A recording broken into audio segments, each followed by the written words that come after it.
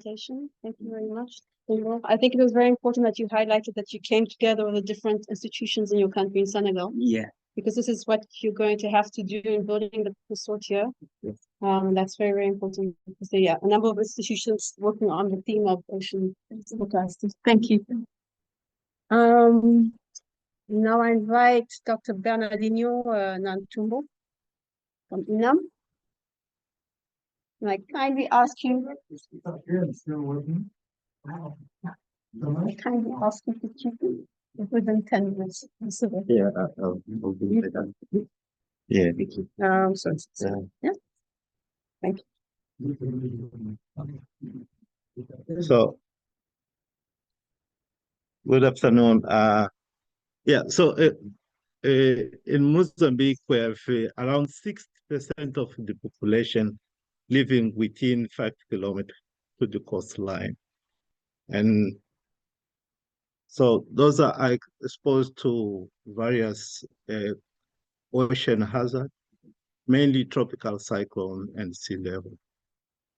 So we have a student, a master student, and I'm glad for Babatunde is here, who is working on sea level because we don't have that information to inform decision making.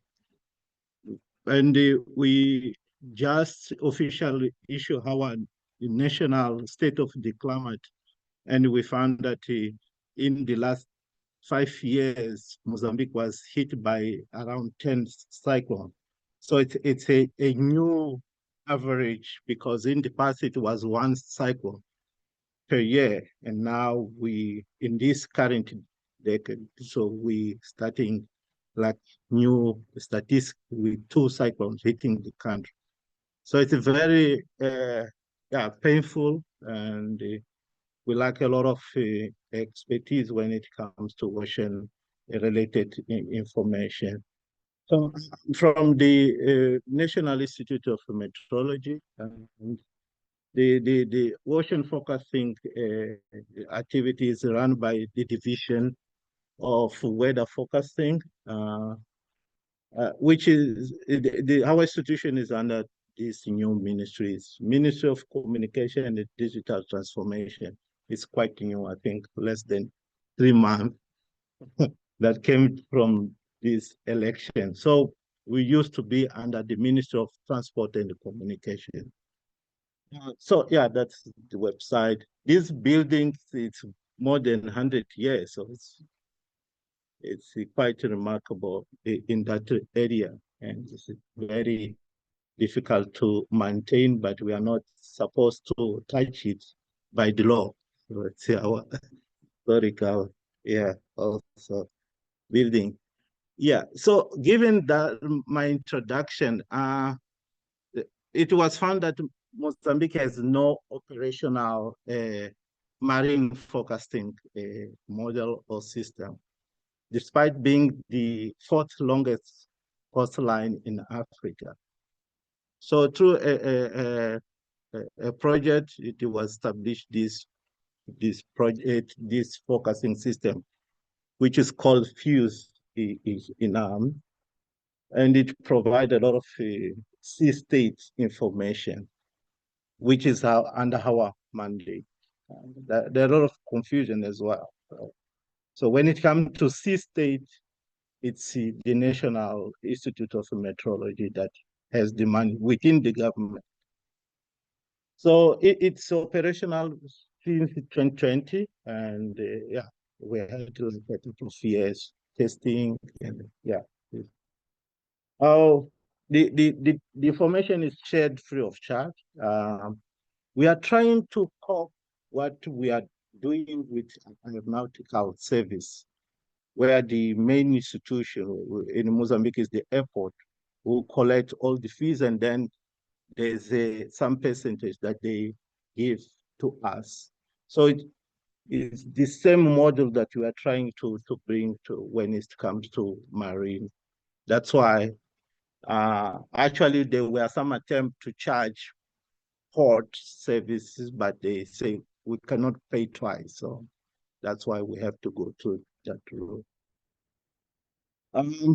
So This model was developed by Delta. This is the Netherlands-based institution, under the technical assistance which was financed by the Nordic Development Fund and the World Bank. So there was a big project called Hydromet, and one of the components was the Marine One.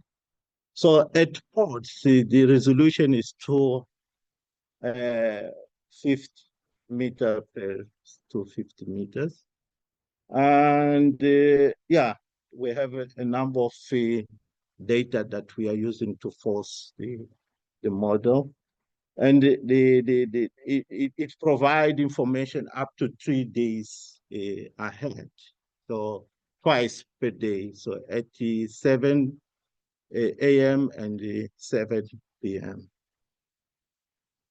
So this is part of the information that we can find. The Pemba is the northern seat of the country, and these are the details, yeah, that we can find from the result of the model. The idea that to have a product that also can fit to a cell phone. We haven't really reached, the project ended. And that's one of the problems, is that when we have like a project mentality, let's say, the sustainability is always an issue. Yeah, so yeah, some of the information. Yeah. So these products are available, but we have not really finalized tailoring it to fit to a mobile phone as the project was designed. So limitations. It, it may seem that we have like a very limited limitations, but I had an experience when I was called to give a presentation to one of the Parliament Commission, and I had all my slides full of limitations. They say, you know, the situation of the country, so how do you think we can solve all your? So you have to select your main limitation. So just to let you know that we have a number of them, which these are the main ones. So first of all is to establish a marine forecasting department.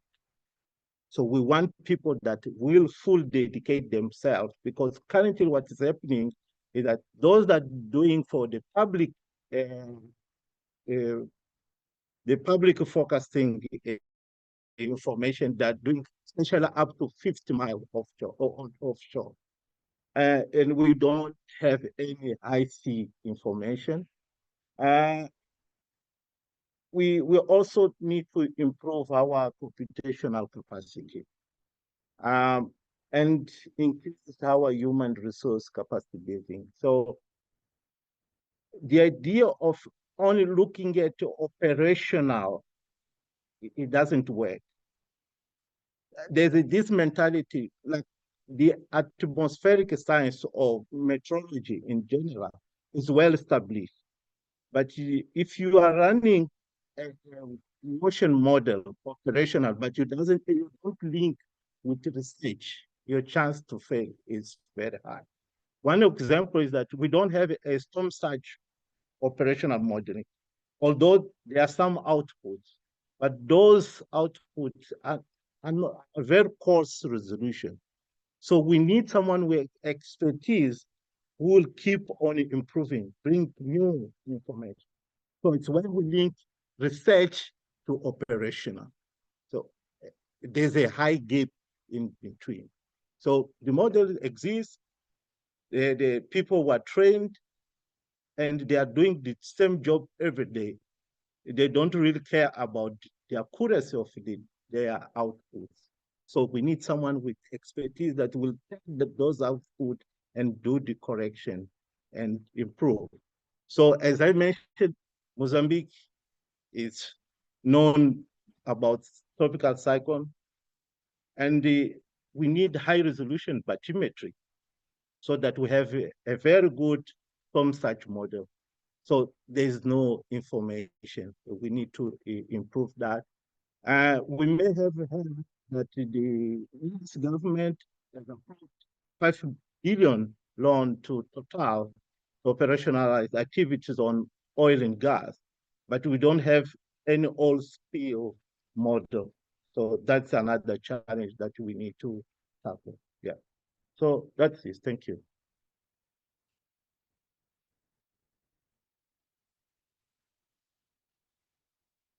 Any questions? Sure. Sorry, thank you very much. That was very interesting. I'd just like to kind of speculate about the cost and the scenario.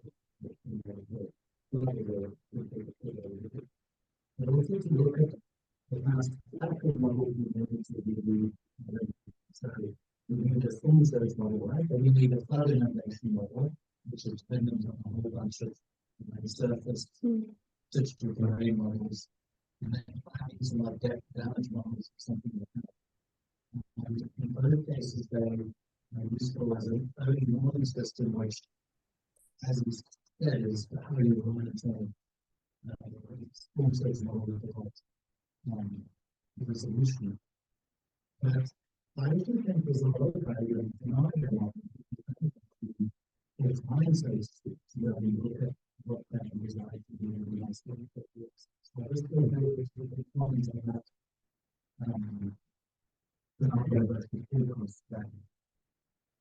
Yeah.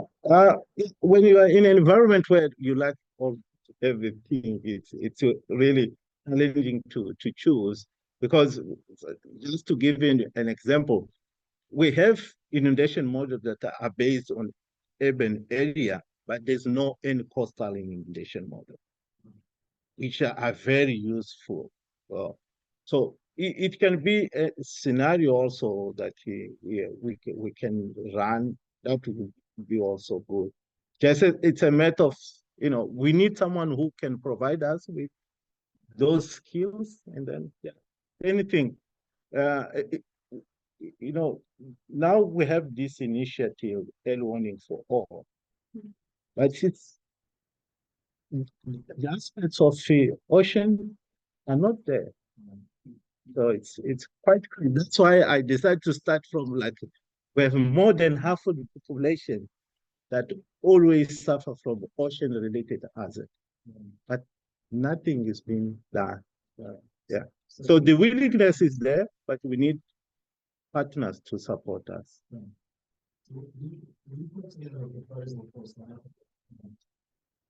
And the photographer basically said, okay, 25 cities we can implement this. Okay. Well, that's good, but how many cities are we going to do? Yeah. But in Africa, that's like 35 days. But what you showed was sometimes it's worth bringing in the people who actually have COVID working with such a lot of influence rapidly and actually quite cost effective. Yeah. So yeah, we can discuss about it. Yeah. Thank you very much. Okay. I mean, you say 60% living on the coast are affected, but I grew up in Zimbabwe, and the cyclones, we get affected. Yes. So it's not only the coastal. We are not shipping to Zimbabwe.